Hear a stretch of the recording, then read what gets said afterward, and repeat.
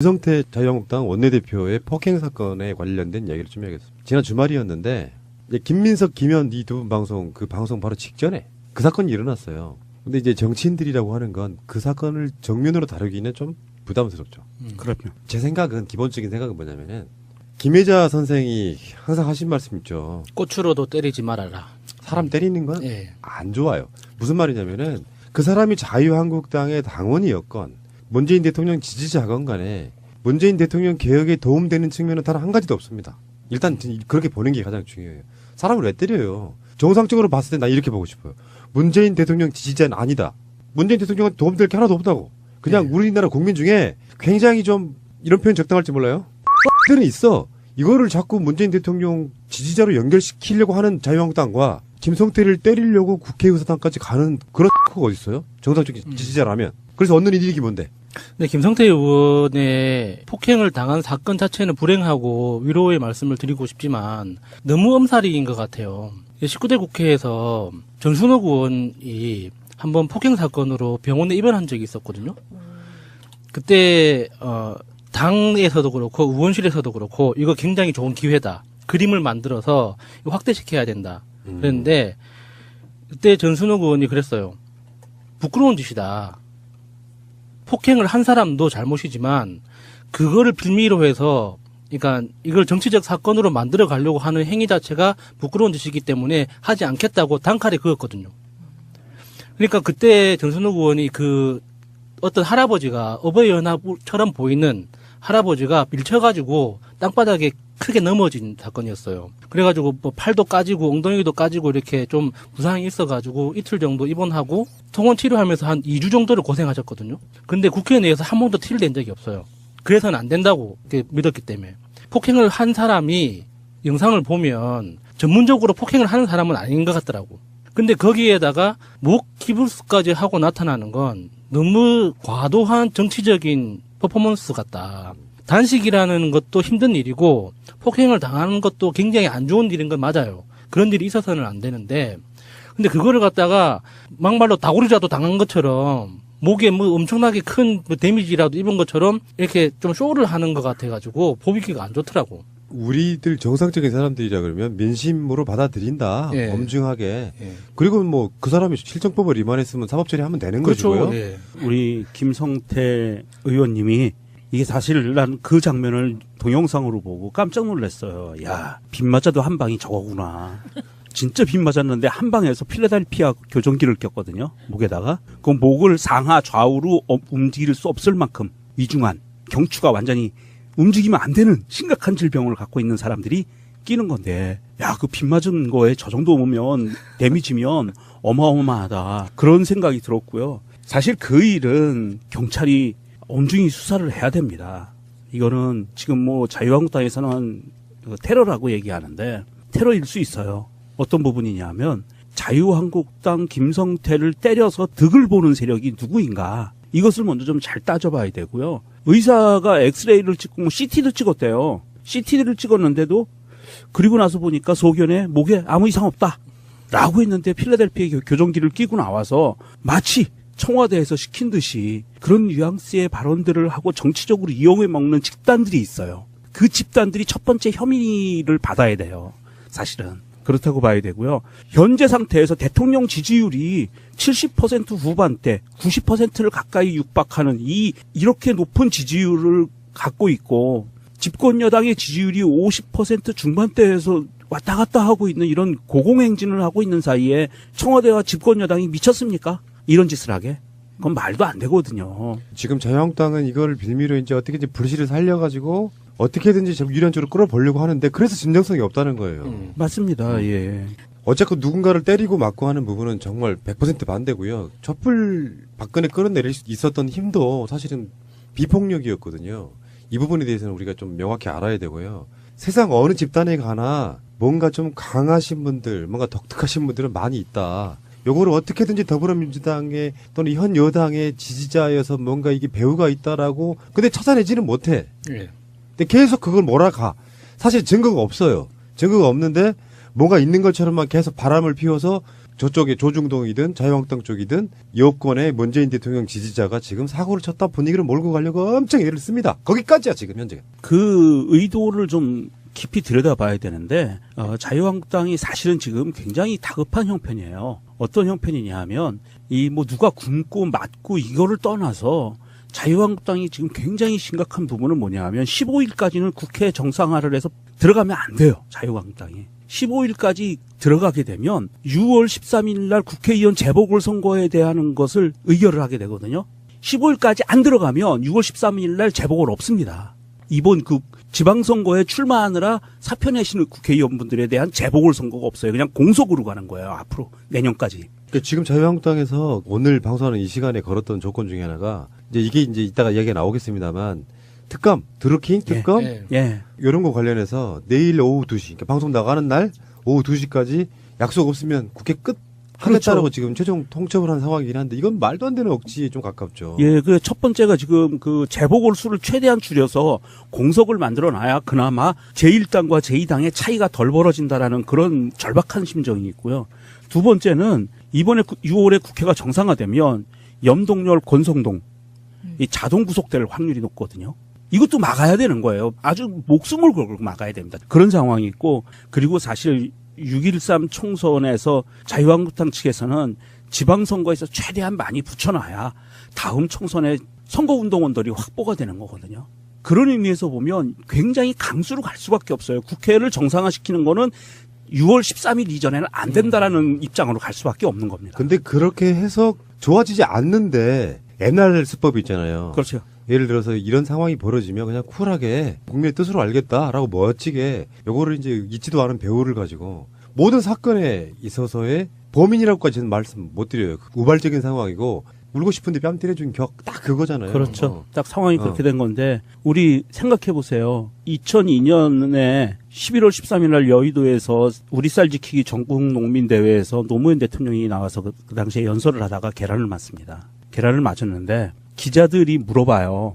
그러니까 연설은 끝까지 갔습니다. 그런데 기자들이 그거에 대해서 어떻게 생각하냐고 물어보니까 노무현 대통령이 이렇게 얘기하셨어요. 정치하는 사람들이 한 번씩 맞아줘야 국민들이 화가 좀 안 풀리겠나. 계란 맞고 나면 문제가 잘 풀린다. 이런 말씀을 하셨어요. 그러니까 이 김성태 의원님도 그렇고 자유한국당 국회의원분들도 그렇고 좀 이게 국민들의 여론이 이렇게 흘러가고 있구나. 그리고 국민들이 저런 짓이라도 한번 해야 내 턱이 한번 돌아가도 저 사람이 정치에 갖고 있는 혐오심, 우리 자유한국당에 갖고 있는 분노가 풀렸으면 그것으로 됐다. 이런 좀 대범한 생각을 가져야 됩니다. 문재인 대통령의 복심 누구죠? 최재성. 그렇죠. 홍준표의 복심. 누가 있어요? 김성태. 아무도 없는 걸로 아는데, 이 저는. 양반들이 정치 이야기를 그렇게 많이 하면서도 몰라. 당대표의 가장 복심은 사무총장입니다. 그 홍문표 씨. 이름도 비슷하죠. 홍준표, 홍문표 마치 친척인 것처럼 같은 성씨의 같은 학렬일 거예요. 이렇게 쓰는 거 보면 최재성 의원이 문재인 대표 시절에 사무총장이어서 가장 믿는 사람을 사무총장에 앉힌다. 당의 대외적인 문서상의 공식적인 소유주는 사무총장이다. 제가 그렇게 설명드린 적이 있죠. 홍문표 씨가 가장 기억나는 게 유여회가 최고위원회에 들어가겠다고 자유한국당에서 막 어그로 끌 때 그걸 막아선 사람이 바로 홍문표입니다. 당신 못 들어가. 이러고. 우리 집에 못 들어와. 근데 이 사람이 그 오늘 방송하는 오늘 김어준의 뉴스공장에 인터뷰를 했어요. 전화 통화로. 어그로의 솜씨를 기가 막히게 보여주더구만요. 근데 그 중에 대표적인 게 홍문표 사무총장도 하는 말이 이건 배우가 있다. 테러다. 근데 그렇게 계속 냄새만 풍기 증거는 제시 못해. 심지어 오늘 김성태 의원 폭행했던 바로 그 사람이 마스크 안 쓰고 직접 나타나가지고요. 이런 얘기까지 했어요. 단식하지 말고 나라 위해서 노력해달라. 마스크를 안 썼더니 언론들이 자연스럽게 모자이크 처리해주대. 그 경찰한테 그 사람이 직접 요구했다고 하죠. 자기는 마스크도 안 쓰겠다. 마스크 안 쓰고 바로 나가겠다고. 그러니까 이게 자유한국당에서는 이 자유한국당을 지지했던 새누리당을 지지했던 보수들의 민심이 어디에 있는지 지지자들의 민심이 어디에 있는지를 알아야 되는 겁니다. 그리고 이런 얘기가 나왔죠. 홍준표도 테러하려고 했다. 이런 식으로. 이제 지금 프레임은 그런 거죠. 문재인 대통령 극성 지지자들이 김성태나 홍준표 같은 자유한국당의 지도부를 공격하려고 한다. 실체도 없는. 박근혜 대표를 지방선거 유세 때 면도칼을 긁었던 바로 그 사람 있죠. 예, 카트칼로. 그쪽에서 예. 누가 배운지 조사하겠다고 난리를 쳤지만 나온 게 한 가지도 없어요. 왜? 배우가 없으니까. 엮으려고 했는데 예를 들면 이렇게 될 거야, 아마. 만약에 그 사람이 또는 이 사람이 지금 민주당의 어떤 국회의원 쪽과 한 세 달이 건너서 커넥션이 있다고 해도 그거 갖고 어그로 끌 사람들이에요. 사돈의 팔촌이 악수한 사진을 한 장 갖고 있더라. 국회의원하고 여당의 국회의원하고 그래도 어그로 끌겠죠.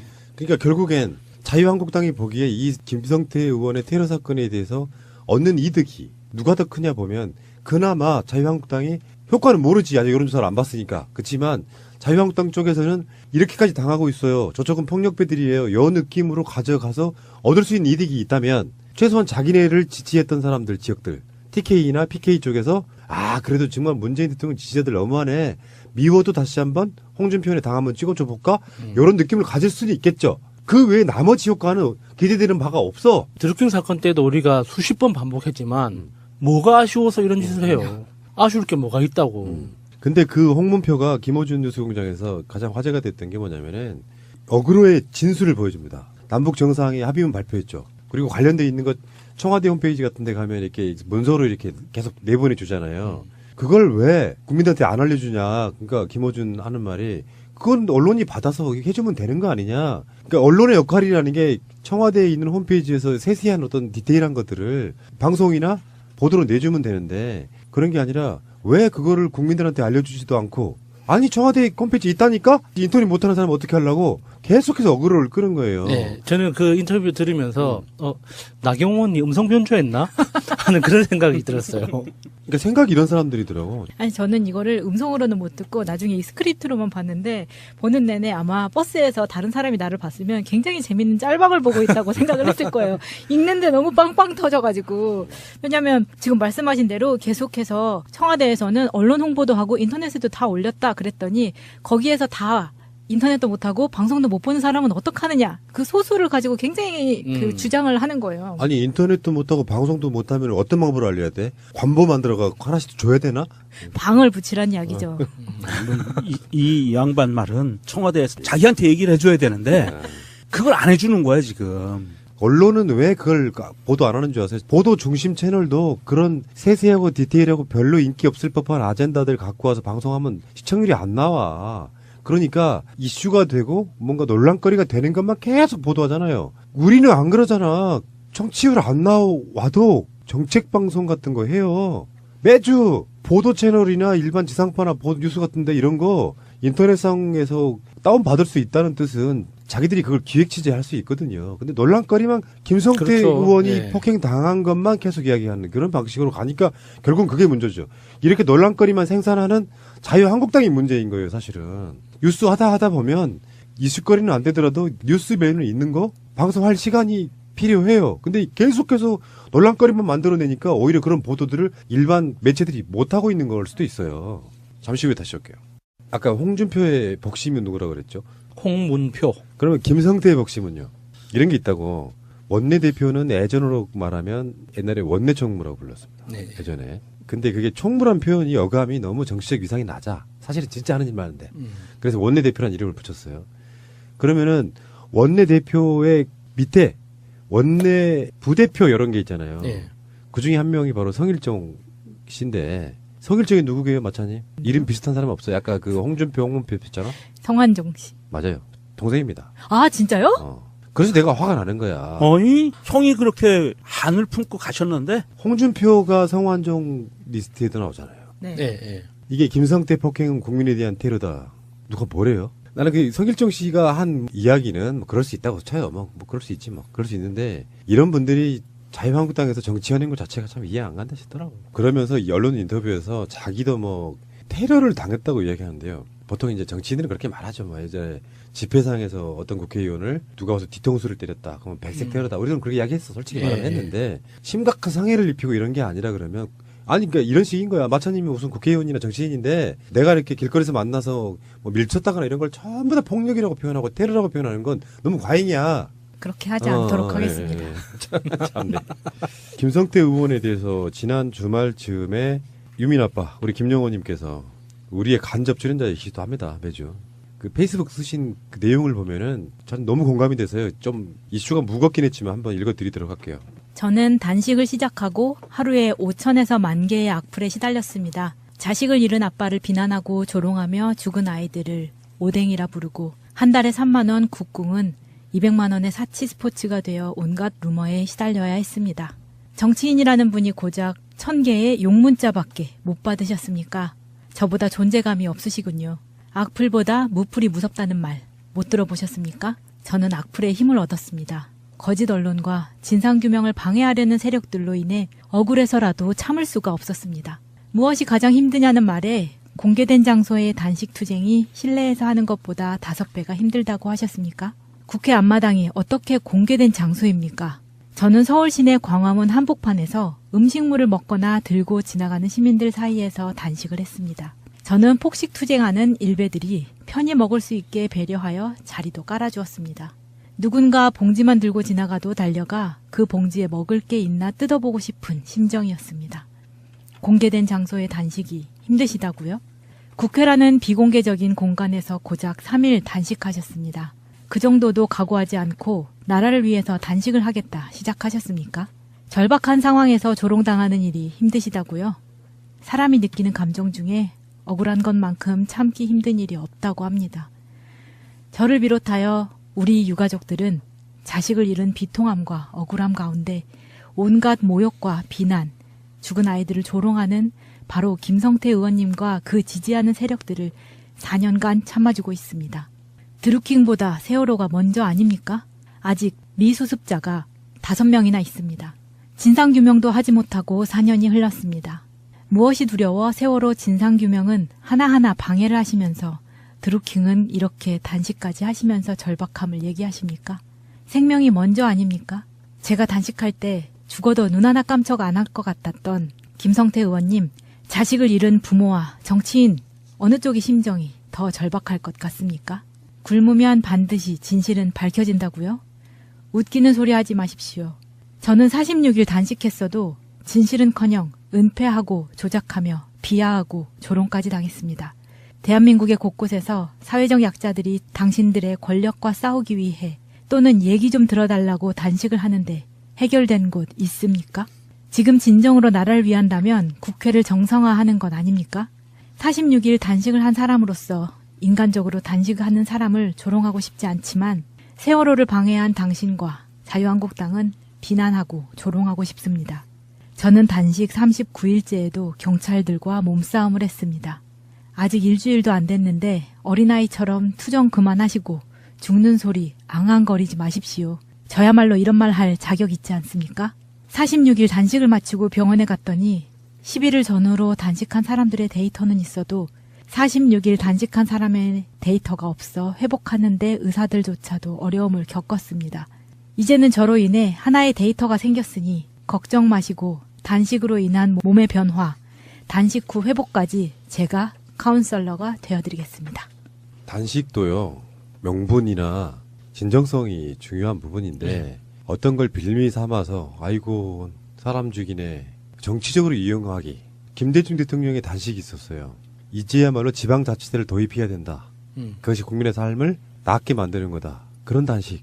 김용호님의 단식은 가장 잊혀지지 않은 단식이 될 거예요. 진정성이 있겠기 때문에 46일 동안이나. 그렇죠. 그러니까 단식을 하는 대상 목표 자체가 단식이라는 게 그냥 밥을 굶는다는 게 아니라 생명을 건다는 뜻이잖아요. 그러니까 그만큼 중요한 가치, 중요한 의제를 가지고 단식 투쟁에 임해야 되는데 드루킹에 대해서 뭐가 있어요 지금?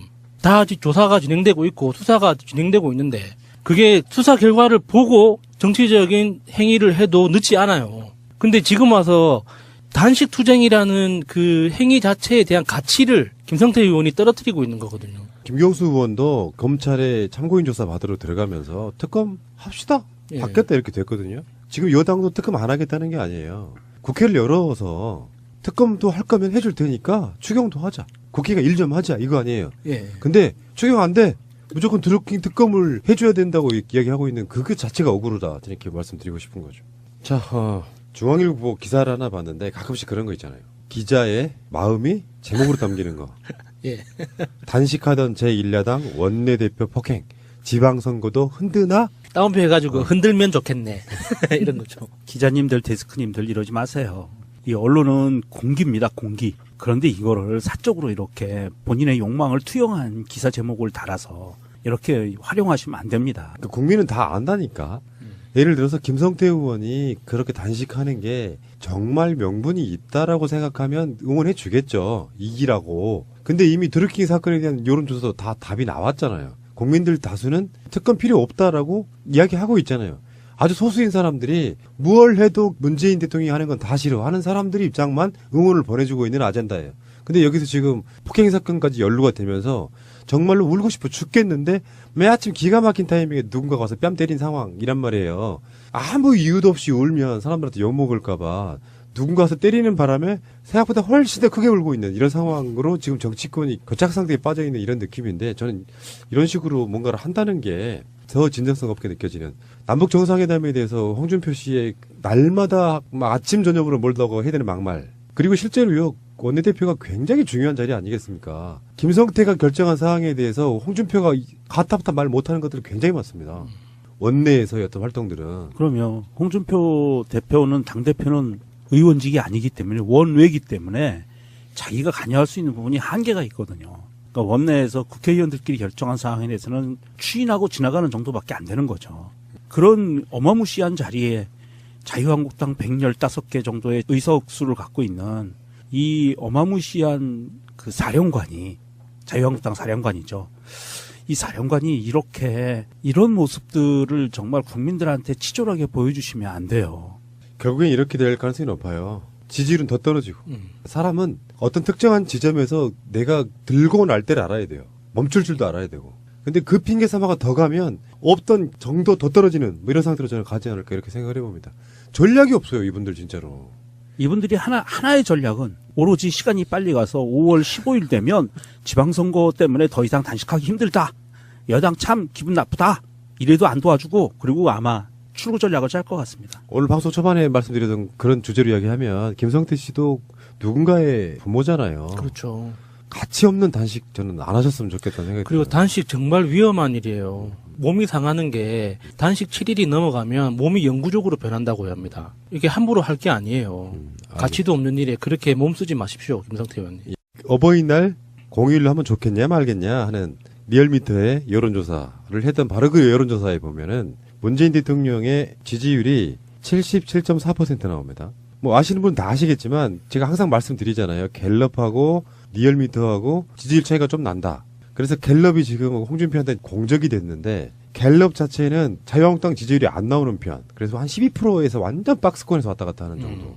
리얼미터는 보통 한 20% 정도 나오는 편. 뭐 이렇게 해가지고. 근데 갤럽과 리얼미터의 차이는 갤럽은 반반이래요. 직접 사람이 전화를 거는 것과 ARS. 자동 ARS가 거는 거 그런 차이가 있어갖고 아니 목소리를 듣고 사람이 직접 말하면 내가 자유한국당이란 말을 왜 못하는 거야. 괜히 그런 불안감이 아직 남아 있거든요. 이명박근혜 시절에 그런 불안감. 이 지금 내가 전화 받고 있는 이 상대방이 나를 알고 전화하는 건가? 라는 그런 불안감이 있어요. 일주일 정도 됐나요? 국민권익위원회에서 한다는 무슨 여론조사가 저한테 왔더라고요. 근데 거기는 직접 하시는 분이 직접 읽어주는 건데 문항이 한 20개 돼요. 그러니까 가벼운 건 줄 알고 시작했다가 막 5분, 10분 지나가니까 짜증이 확 나기 시작하는 거야. 근데 이분들은 얼마나 힘들까 싶은 생각이 문항이 많아. 끊을까봐 계속 빨리 말하는데 정말 고충이 있겠더라 이런 생각이 들더라고요. 어쨌건 그 리얼미터에서 나오는 지지율이 지금 대한민국에서 나오는 모든 여론조사 중에 매주 하는 거지만 사실은 가장 짜요. 가장 네, 보수적이죠. 리얼미터가 가장 짜게 나오죠. 그리고 이제 실수를 한 것 같은데 월간 단위로 하는 여론조사 같은 게 있어요. 근데 농반 진반으로 그런 여론조사가 무슨 큰 의미가 있겠어라고 말을 했었나 봐요. 우리 기억 못할 때 있어요. 이해해 주시고요. 그것도 의미는 있죠. 근데 그런 여론조사들은 대부분 문재인 대통령 지지율이 90% 육박하는 것도 있고 그러니까 리얼미터가 가장 미니멈이라고 생각하시면 되죠. 그보다 더 낮은 여론조사는 잘 안 나오는데 이번 주 나온 여론조사 2일부터 3일까지 양일간 했던 여론조사가 77.4% 나왔고요. 민주당은 53.9%. 이제 가장 보수적으로 나오고 있다는 여론조사가 이렇다는 거예요.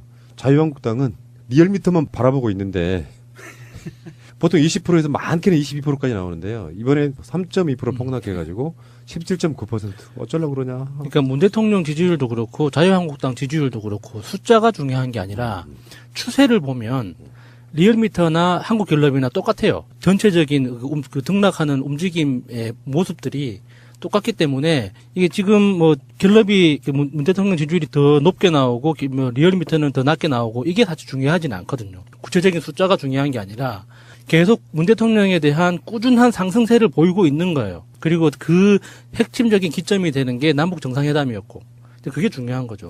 그러니까 남북 정상회담 관련해 갖고 연대하는 개념에 민주당, 정의당, 민주평화당은 올랐고요. 수구 보수 세력이라고 불리는 당들, 자유한국당 그리고 바른미래당은 빠졌습니다. 그러면 좀 영리하게 했으면 좋겠어요. 지금 자유한국당 지지율이 지방선거를 약 한 달 정도 남겨두고 있는 상황에서 올라도 모자랄 판에 빠져요. 근데 이게 전반적으로 리얼미터만 그런 게 아니고 웬만한 여론조사는 다 이런 예, 식으로 예. 간단 말이에요. 그러면 전략을 세워야지 어쩌자고 이러시는지. 정의당이 자유한국당을 추월할 날이 얼마 안 남았다. 어쩌면. 예. 현재 정의당이 통계상으로 여론조사상으로 보면 4위로 올라섰거든요. 지지율이.